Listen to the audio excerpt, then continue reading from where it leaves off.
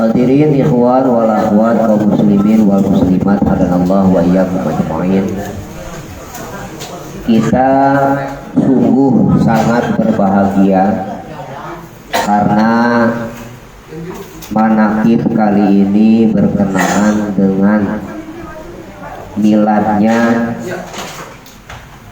manusia yang paling agung, utusan Allah Subhanahu wa ta'ala yang punya tujuan atau visi dan misinya adalah liutamima makarimal akhlak.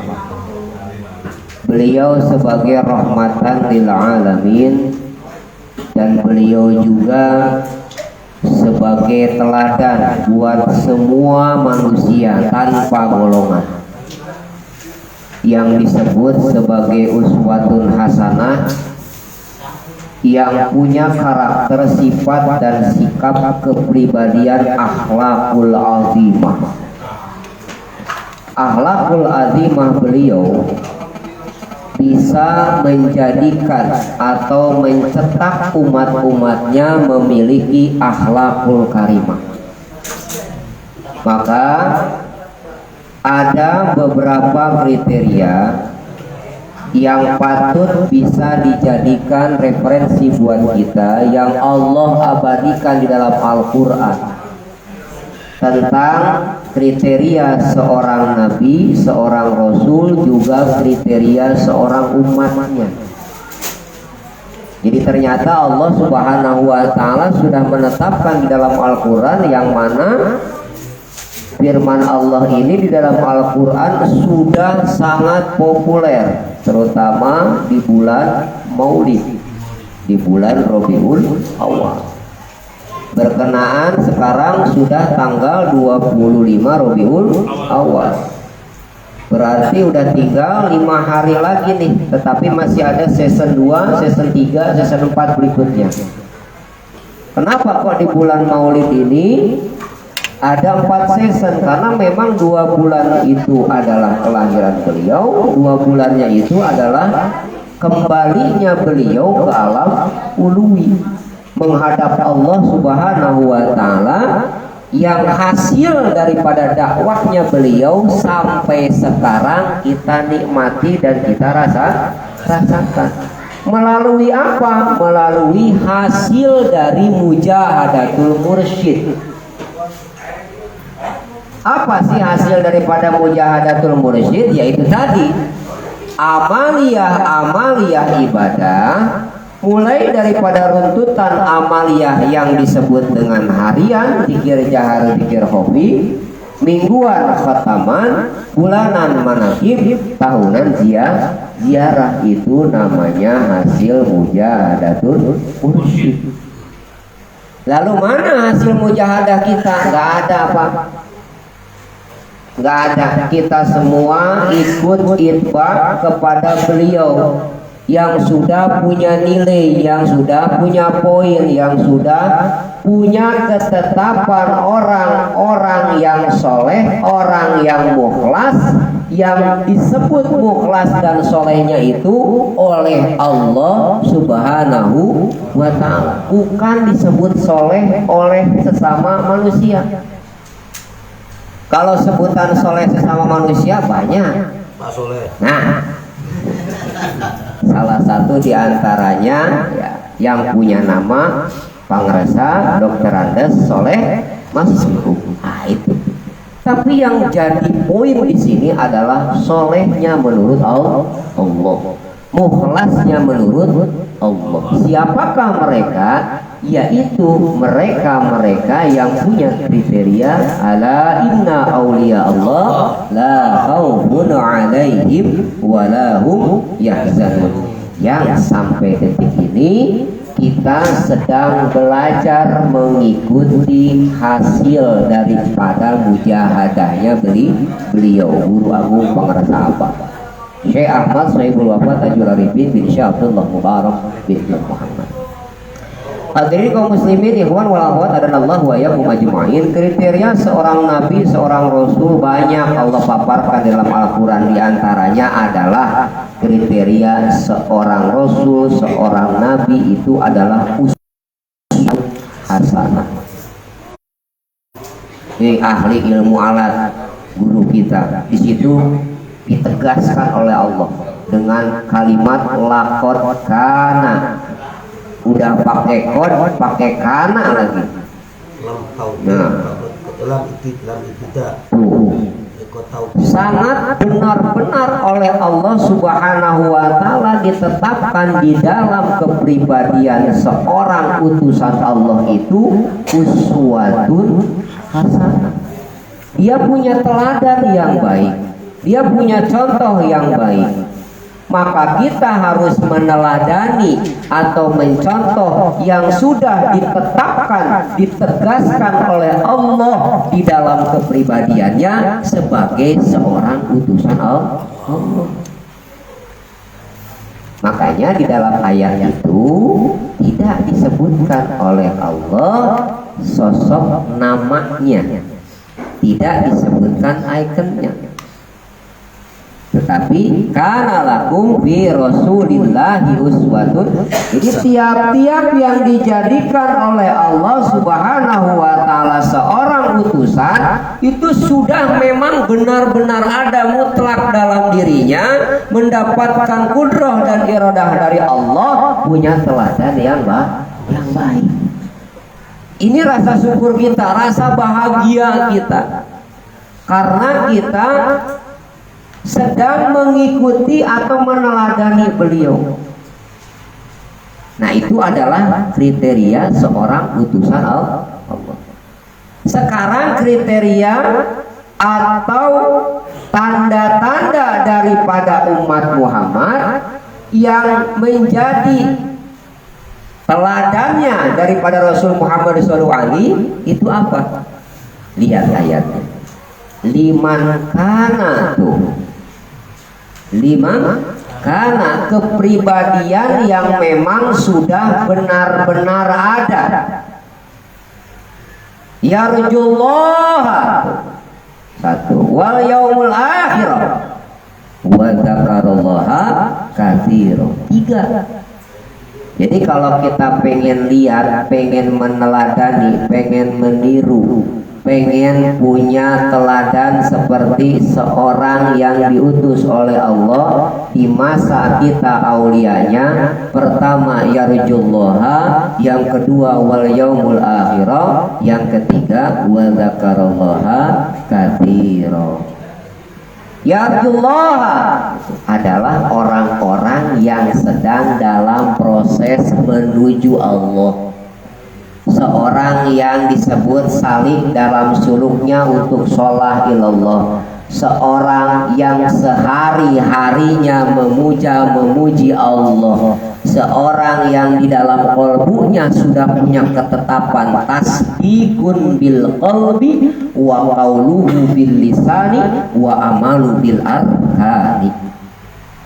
Itu adalah definisi iman. Jadi iman itu harus benar-benar ada ketetapan dalam qalbunya, ada kaul dalam lisannya, dan jadi aplikasi dalam perbuatannya. Jadi bukan hanya sekedar iman dijadikan nama, tetapi harus ada tasdik, ada kaul, ada amal. Itu baru disebut iman. Nah, sah imannya kalau punya tiga kriteria itu. Tasdik dalam kolbunya, apa yang ditasdikkan dalam kolbunya, yang dibenarkan dalam kolbunya, yang hak, yang tidak boleh ada perkara-perkara yang lain di dalam kolbu, melainkan hanya Allah yang segala-galanya. Nah, alhamdulillah kita sudah punya media, kita sudah punya pembimbing, dan pembimbing sudah memberikan itu semua, ditanamkan di dalam kolbu itu. Amaliyah pikir khofi ismuda itu yang menjadi media tasdik kita dalam kolbu. Nah, ini perlu nih Pak, perlu kita pahami, perlu kita cermati, juga perlu kita amalkan. Kenapa? Karena memang inilah yang menjadi barometer utama, modal utama, referensi dasar yang disebut sebagai liutamima makarimal akhlak. Karena itu tujuan Rasul. Tidaklah Allah mengutus aku Muhammad untuk menyempurnakan akhlak kepribadian yang baik. Yang pertama kali yang harus diperhatikan adalah tasdiknya tuh kolbu kemana. Kalau tasdik kolbunya kepada Allah, ada media ismu dzat ditanamkan di dalamnya, terus continue sambung, ya, disambungkan, lupa diingatkan terus, putus sambung, lupa ingatan terus, sampai terus. Maka setiap dalam keseharian kehidupannya itu berada dalam wilayah bimbingan Allah Subhanahu wa Ta'ala. Yang menjadi mudahnya bimbingan Allah, nurullah masuk ke dalam kolbu tiap-tiap hambanya, karena di dalam kolbunya hanya ada ismu dzat yang hak. Yang pertama, lidahnya, lisannya selalu mendawamkan kalimat yang mengagungkan Allah. Wa idza qadaytumus sholata fadhkurullah. Setiap selesai melaksanakan sholat, zikir. Selesai melaksanakan sholat, zikir. Dan zikirnya, kalimat yang didawamkannya itu, yang dikaulkan dalam lisannya itu adalah kalimat pamungkas, zikir yang diamalkan oleh Nabi dan Rasul. Bahkan kata Nabi, ini kalimat yang diamalkan oleh aku juga diamalkan oleh para Nabi dan Rasul sebelum Abdullu ma qultu ana wan nabiyuna min qabli la ilaha illallah.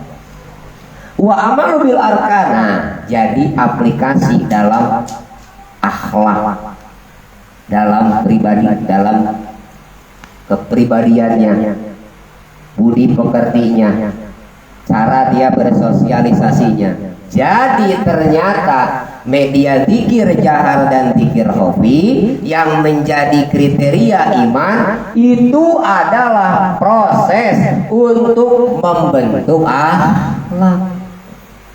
Dan ternyata pembentukan akhlak ini adalah modal utama untuk mengembalikan jismaniyah ruhaniyah kepada Allah dalam keadaan fitrah dan ma'rifah. Makanya dimangkana yarjullaha wal yaumul akhir. Nih, orang yang yarjullaha itu sibuk kesehariannya mencari jalan pulang. Yang dia upayakan, yang dia usahakan bukan semata-mata fasilitas hidup, tetapi yang dia cari itu untuk cari jalan pulang supaya bisa selamat. Makanya setelah yarjullah di situ ada wal yaumul akhir. Orang yarjullah itu pasti kesibukannya itu mencari jalan pulang. Dan gak jauh adanya di dalam majelis-majelis para aulia.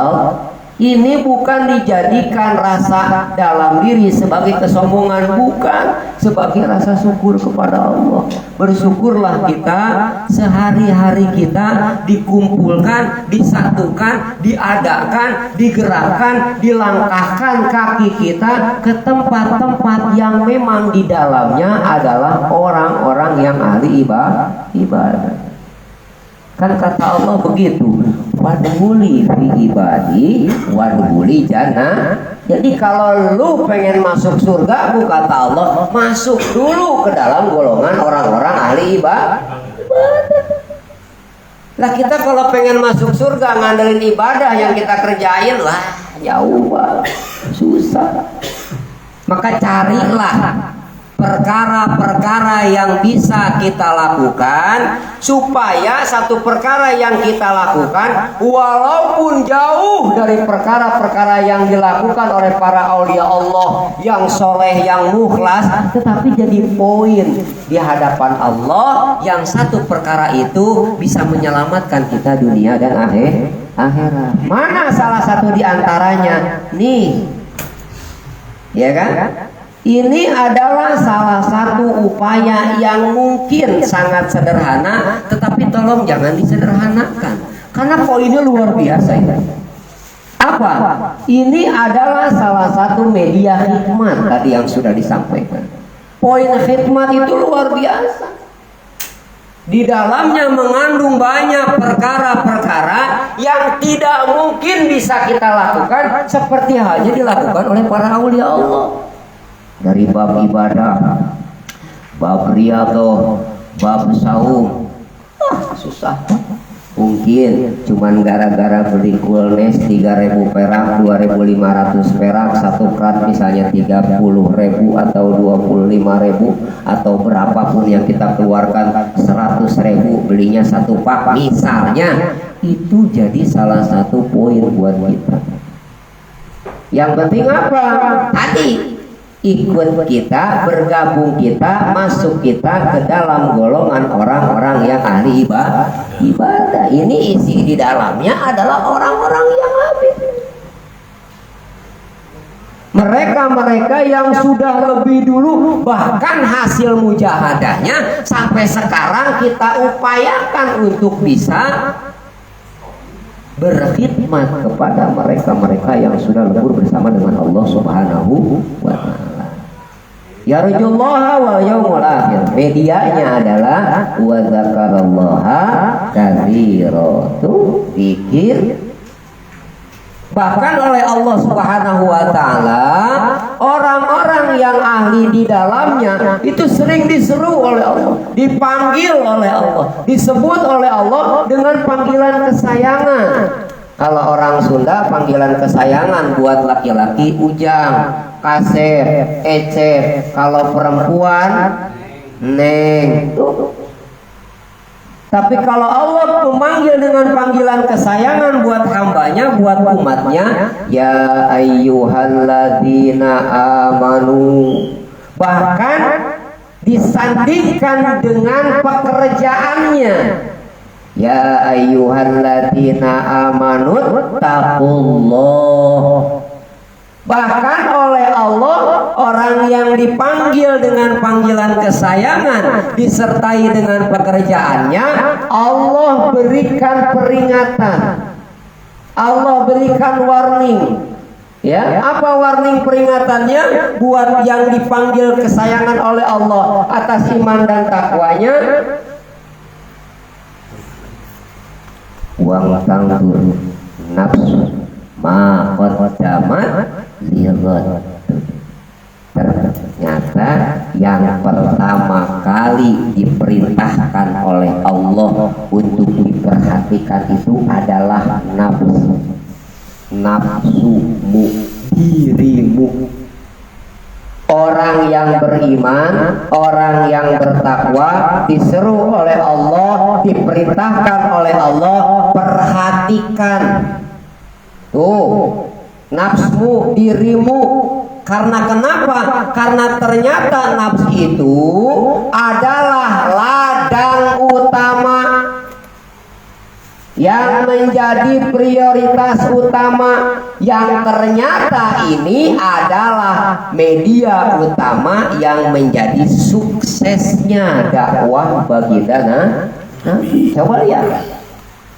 Baginda Nabi Muhammad SAW sebagai Rasulullah Muhammad SAW, beliau berdakwah dengan apa?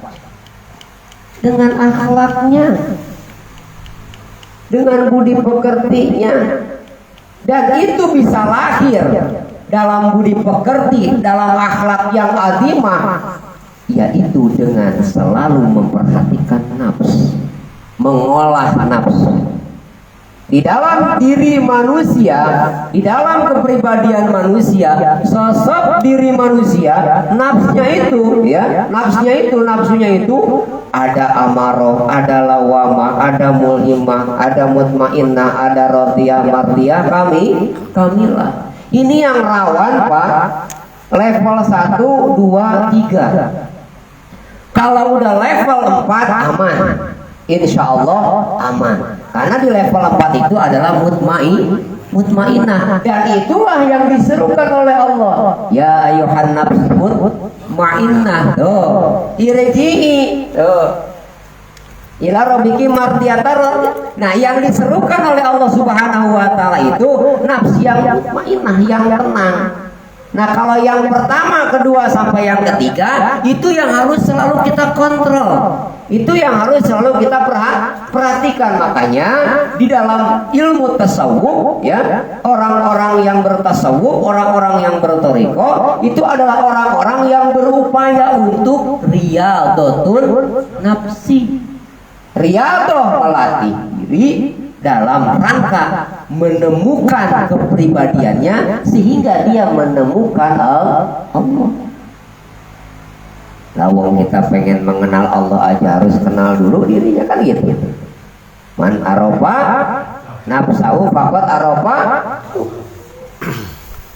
Allah menyeru kepada orang yang beriman, kepada orang yang bertakwa untuk memperhatikan nafsu. Poin pertama nafsu. Juga yang menjadi barometer utama untuk mengenal Rabb, kenal dulu dirinya. Diri yang mana? Itu tadi, diri yang punya 4 level, 7 level tadi, yang harus selalu dan senantiasa kita perhatikan, kita olah. Amarah ya, kecenderungannya kepada perkara-perkara yang buruk. Masa kita mau distak amarah mulu, naik terus. Dengan apa? Dengan selalu menafikan dan mengisbatkan yang menjadi hak-hak progresif Allah Subhanahu wa ta'ala. Makanya yang diamalkan dalam amalia zikir, dalam kalimat nafi wal isbat, yaitu kalimat la ilaha illallah, itu tujuannya untuk riyadhatun nafsi.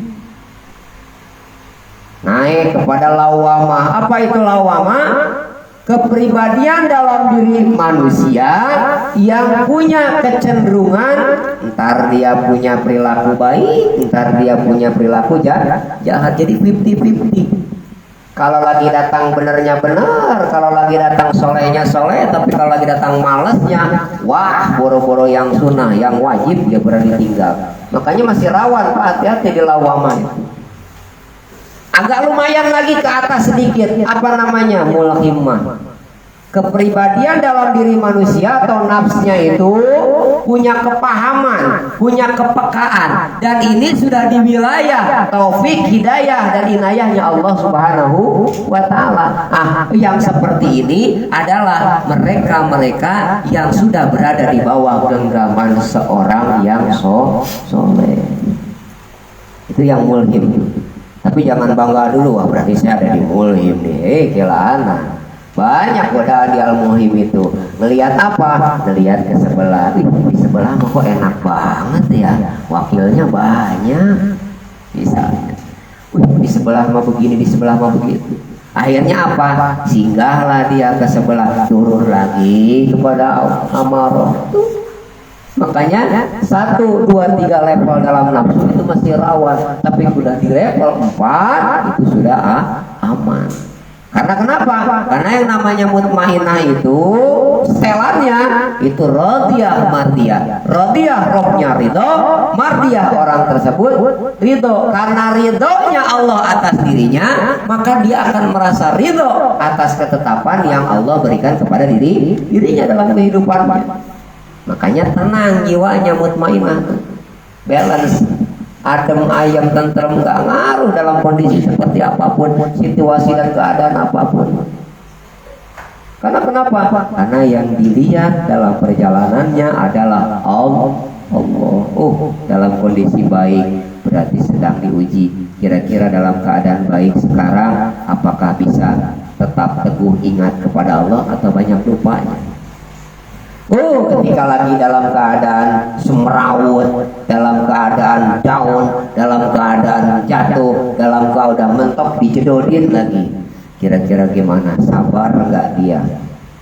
Putus asakah dia? Atau tetapkah dia dalam keimanannya, dalam kedekatannya kepada Allah Subhanahu wa ta'ala? Makanya selagi kita masih hidup di alam dunia, selagi ruh masih berada di dalam jasad, itu tidak akan lepas dari perkara ujian susah, senang, baik, buruk, lapang, sempit, ujian semua.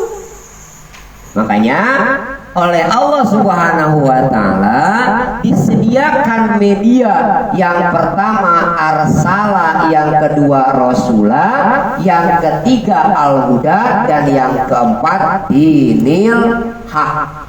Arsala kewenangan Allah, rasula utusannya, al-huda bimbingan, petunjuk, arahan dari Allah, dinil haq norma-norma aturan agama yang benar.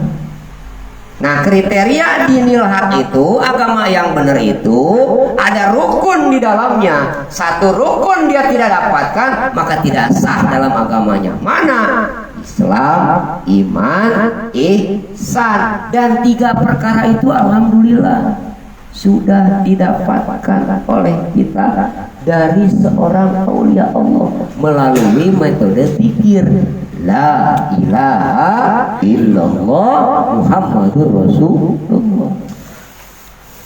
Tadi disebutkan oleh Kang Danu dalam Al-Quran, yang mana Allah Subhanahu wa taala memberikan semua perkara, semua kewenangannya kepada siapa yang dijadikan oleh Allah sebagai nabinya. Ya. Sebagai nabi, sebagai pamungkas dari nabi dan utusan Allah. Mana? Yang pertama faradallahu lah. Mutlak keparduan Allah itu adalah kudroh dan irodanya dilimpahkan. Makanya sebenarnya Nabi Rasul itu udah enak menurut kita umatnya kelihatan, tetapi buat beliau luar biasa perjuangannya. Makanya beliau titip kepada para sahabat ketika itu setelah perang, ya perang Badar. Ini kita nggak seberapa nih, kita habis perang, perangnya kecil sebenarnya. Loh, sahabat bingung, yang meninggal banyak, korban juga banyak, dibilang perang yang kecil nggak seberapa. Kenapa kok bisa begitu? Iya, karena kita ada perang yang lebih besar lagi.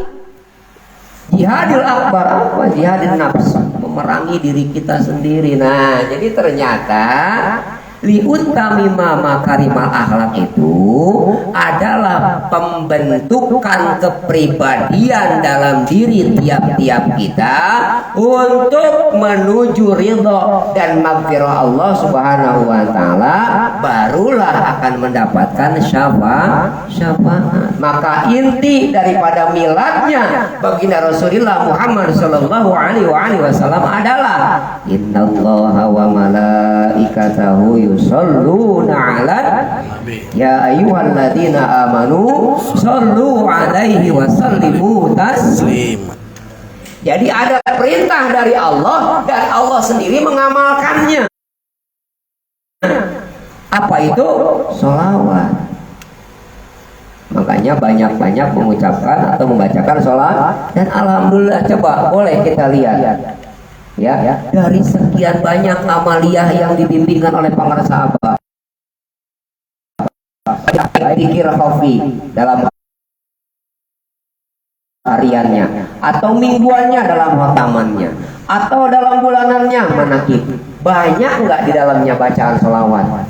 Banyak, malah diprioritaskan di situ. Setelah hadroh kepada baginda Nabi, kita memohon ampun kepada Allah atas sifat Al-Ghafur Ar-Rahim. Ada sholawat di situ sebelum zikir jahar. Allahumma sholli ala Sayyidina Muhammadin wa ala alihi wa sahbihi. Menjelang zikir hafi, setelah hadroh kepada Nabi, istighfar juga. Dan istighfar mohon ampunnya kepada Allah bukan untuk diri pribadi saja, tetapi kita sertakan orang-orang yang terdekat di sekitar kita. Astagfirullah Rabbi min kulli dzambin wa atubu. Baru di situ sholawat Ibrahim. Ilahi anta maksudi. Pikir hati. Amal tiap mingguan dalam khotaman. Apa yang dibaca sholawat di situ? Sholawat ummi.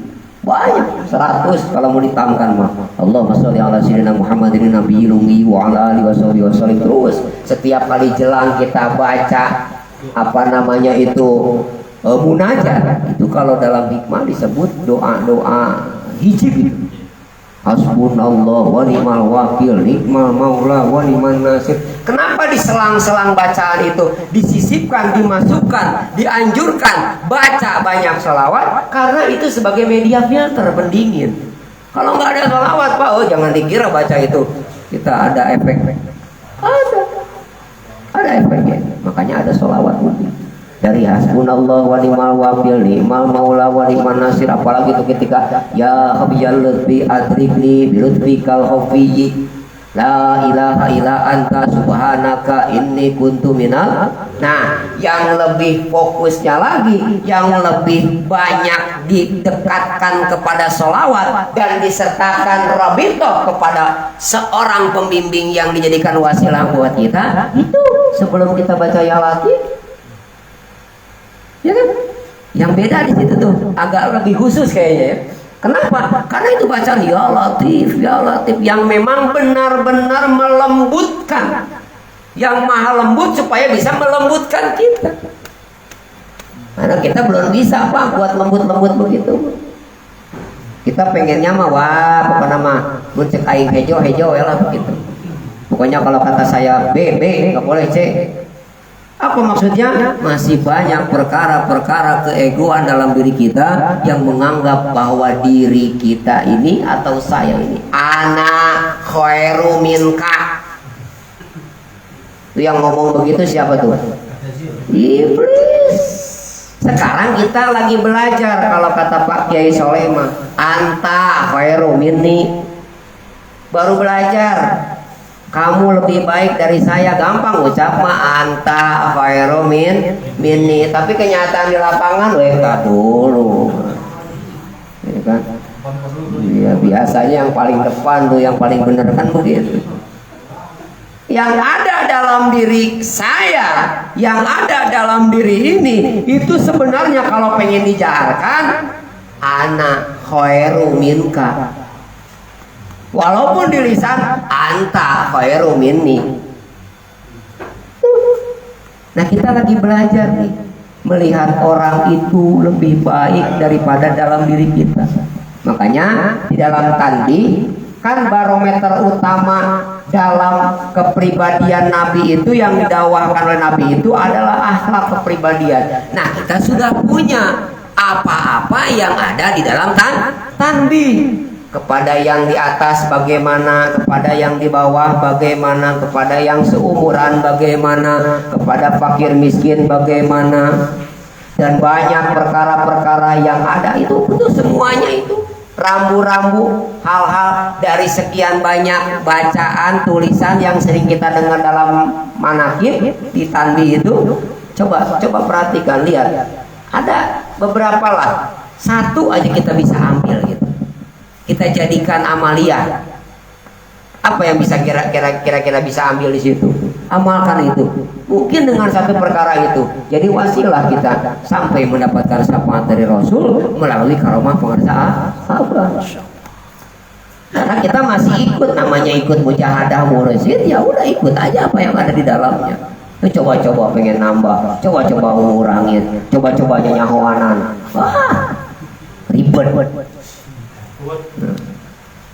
Nah, yang ada aja yang sudah baku, yang sudah ada banyak yang masih kecolongan. Ini pengen bikin produk, enggak spek udah ada di depan mata, tinggal buka tutup fotonya, minum blak, udah enak. Niatkan baca basmalah. Nih, bismillahirrahmanirrahim. Ya Allah, saya punya penyakit lambung saya nggak beres. Abah Al-Fatihah lap, udah. Tuh, saya kasih kuncinya tuh.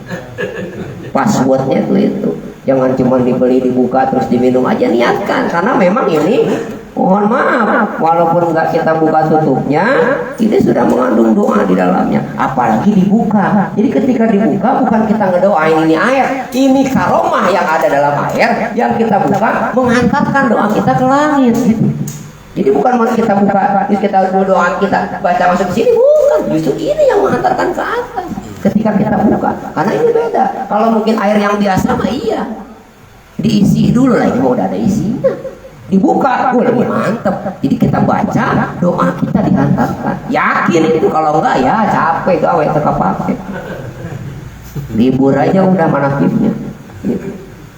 Nah, jadi walawat kaum muslimin muslimat dan Allah wa yakum ajma'in, ini adalah salah satu media buat kita yang mungkin terlihat seperti sederhana tetapi tidak boleh disederhanakan, dan ini mungkin bisa salah satu dari sekian banyak wasilah kita mendapatkan karomah. Ya, karomah itu kemuliaan, bukan berarti kita pengen bisa macam-macam, bukan. Karomah itu diantaranya adalah diakumurin oleh mursyid. Kalau sudah diaku, apapun bentuk keinginan kita, guru lebih paham. Udah, jangan ngatur guru. Bah, pengen gini, bah, pengen gitu, bah. Kalau bisa mau begini, atuh bah. Nah itu. Nanti ya kan walawat kaum muslimin wal muslimat dan Allah wa yakum ajmain. Itu yang pertama. Itu yang kedua, akhlak kepribadian. Lihat manqobah tadi yang dibaca. Tuan Syabdul Qadir jalani Qadasullah Sirrul Nurani mewarisi akhlak Nabi. Makanya kata Allah di Ali Imran 31, qul in kuntum tuhibbunallaha fattabi'uni. Kalau kita pengen cinta kepada Allah, fattabi'uni, ikut siapa yang sudah lebur cintanya kepada Allah. Maka kita akan terbawa cinta. Rewardnya apa? Allah akan balik mencintai kita, dan Allah akan kasih pengampunan dosa-dosa yang kita lakukan. Yuhibbukumullah wa yaghfir lakum dzunubakum wallahu ghafurur rahim. Itu rumusnya. Buat cinta kepada Allah, kata Nabi kepada Allah, ya Allah, bagaimana umatku bisa mencintai Engkau? Karena mayoritas kebanyakan umatku lebih cenderung cinta kepada selain Engkau. Fattabi'uni.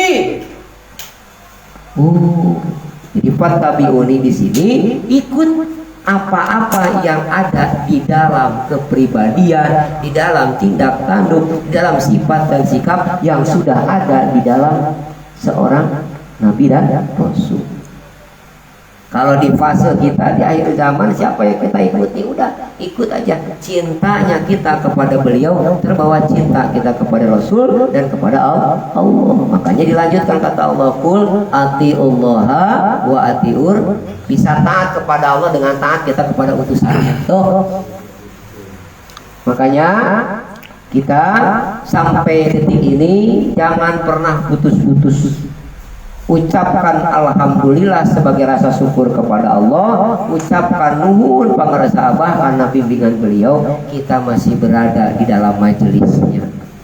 Dan mudah-mudahan dengan keberadaan kita di majelisnya beliau para Allah, kita terbawa cintanya dengan cinta beliau para aulia Allah sampai cinta kepada Allah Subhanahu wa taala. Mari sama-sama kita bermunajat kepada Allah Subhanahu wa taala. Semoga Allah berikan kekuatan dan kemampuan kepada kita agar kita bisa belajar mudawamah istiqomah melaksanakan semua rangkaian amal ibadah dengan sempurna, yang tentunya di bawah bimbingan Guru Agung Pangersabah Syekh Ahmad Saibul Wafat Tajul Arifin bin Syekh Abdullah Barak bin Muhammad. Walhasil ending kita kelak husnul khotimah, ruh menghadap Allah dalam keadaan fitrah dan ma'rifat. Senantiasa Allah jaga dan pelihara diri kita, keluarga kita, orang-orang terkasih dengan kita selamat di dunia dan akhirat, sehingga Allah tempatkan kita bersama dengan mereka, orang-orang yang ahli ibadah, orang-orang yang soleh, orang-orang yang mukhlas, mendapatkan rahmat daripada Allah Subhanahu wa taala. Rabbana ftah bainana wa baina qaumina bil haqq wa anta khairul fatihin. Rabbana anzilna munzalan mubarakah wa anta khairul munzilin. Rabbana atina fid dunya hasanah wa fil akhirati hasanah wa qina adzabannar. Wa a'tasimu bihamdillah. Kurang lebihnya mohon maaf, billahi taufiq wal hidayah. Wassalamualaikum warahmatullahi wabarakatuh.